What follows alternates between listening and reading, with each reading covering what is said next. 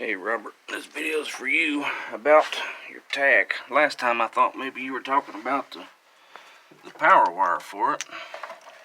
Didn't realize you were talking about the tack, but this one's going to be kind of hard to see. I don't have any kind of light in here, but somewhere in this bottom of this fuse box there were an accessory port, and from what I gather, they say a lot of stuff jumps off of that with a jumper, like a pigtail, you know, male and female together. And there could be multiple ones that jump off in there. I'm looking here because I had a plug-in where I could kind of show you, but now I don't see it. I don't know where it's disappeared to. But it had like a female on one side and a male on the other that went in, where you can piggyback them, and then of course it had the other plug that it was supposed to be powering off the side. I'm guessing something kind of similar to what we got here. But like I said, I remember that it had the male to plug in to the fuse box, and then, you know, whatever wire it was powering, and then over to the side it had another plug-in without a wire for you to jump something else off of, just like this here, the power wire for the rear defrost. And they said this was one for sure that jumped off of that same port. I think that they said in that diagram I was looking at, this was something I found, I think it was on the internet. I'll see if I could find it and share it with you. But the power windows jumped off in that same plug, the rear window defrost, and the tack. And they said that the tack was a completely separate harness. I assume that it probably, you know, your main plug for your gauge cluster, you know, that gave some to it, but then the main power came down to the fuse box and jumped off of that, is what that thing was saying. Let me get up and go around here and show you. And there's a guy that I'm subscribed to. I think it's Sam's Garage. He had a Camaro, but that hole right there over top of the fuse box, he said was where his tack harness came out. And then I guess, of course, it just ran over and plugged in to the distributor. But like I said, mine's missing as well. So I never had it, I don't guess. They probably took it out when they took this car apart. And then your last video, you were showing what I believe was sorry, my voice is messing up. I got junk in there again. But you were showing what I believe was this. And, you know, down here is your power wires for all your heater, blower motor, relay, all that stuff for air conditioner. Mine's piled over here. But that one single one, that's just a vacuum tube. And I assumed that it had, well, no, actually, I know what I went to. I was thinking it had main vacuum, but there used to be a ball set on the factory box, I believe, right here, one of those vacuum balls that stores the vacuum. And that, I assume, plugged into the ball, and then you had a vacuum off of it going to your intake for constant vacuum to store it for operating your pods and whatnot. Trying to think what else there was in your video that oh, radiator shroud. That was the big thing. This is a pain in the butt. I hate this thing. If you can kind of see down in there, might have to go around the front, but like I said, this radiator sits on those rubber cushions, and those rubber cushions sit on top of the actual plastic shroud. And then of course the rubber is on top of the radiator, shroud's on top of it. Got body bolt here, and on your video you can see right here the little ledge that comes up, and it's got holes in it. I just bought some clips, regular body bolt clips, like for your fenders and such.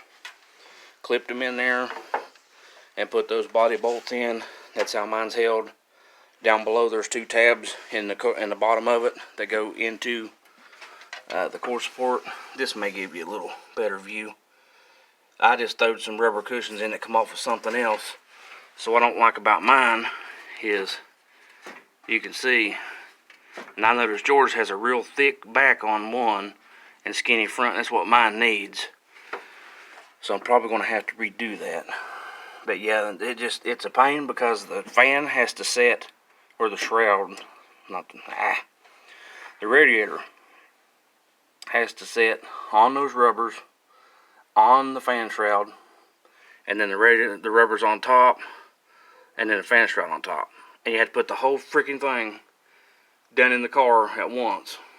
And that was just is a pain for me. Now yours might be easier because I had mine together and didn't want to take it apart, but I got it. But that's how it went. I had to glue the stupid things on to keep them from falling out because they kept falling out and pissing me off. But these headers, these are eBay stainless headers, and they came from an 87 and older truck. And what I done was I had a 79 Camaro, and I had a set of headers that came, for it. They were exactly for it. And this tube, how it runs flat, that's what I looked for on a set of headers when I looked at the eBay headers for trucks. Because with that being flat, what it done was basically this here. It kept those headers nice and tight on the frame rail.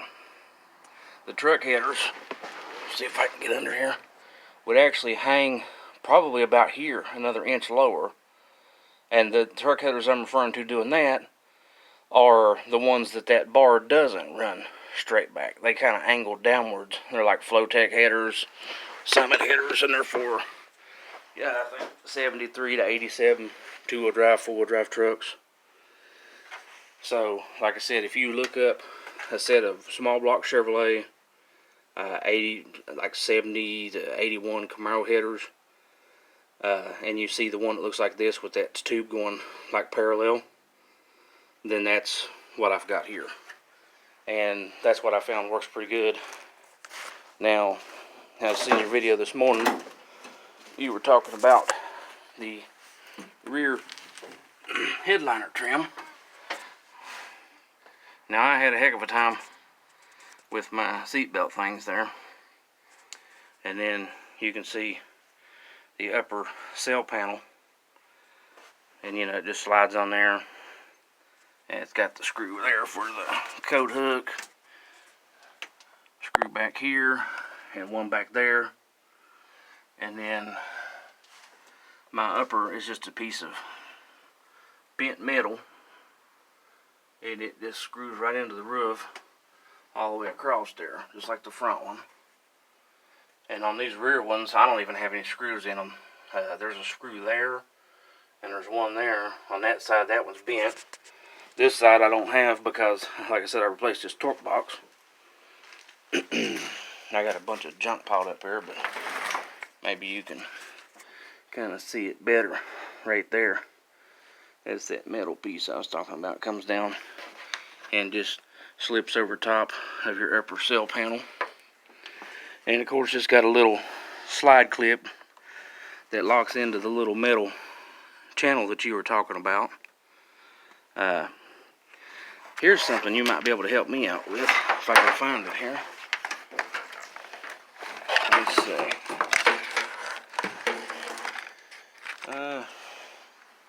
I don't see the other piece of it, but they had this wire. I'm not sure if this is for the seat belt or what, but it was twisted around my speedometer cable. Came down on the car, and I cut it off whenever I took it off in there. But it mounted to the cross member for the transmission, and it had a little, like a plastic round thing with a bolt through the middle of it. And that's what those wires went to.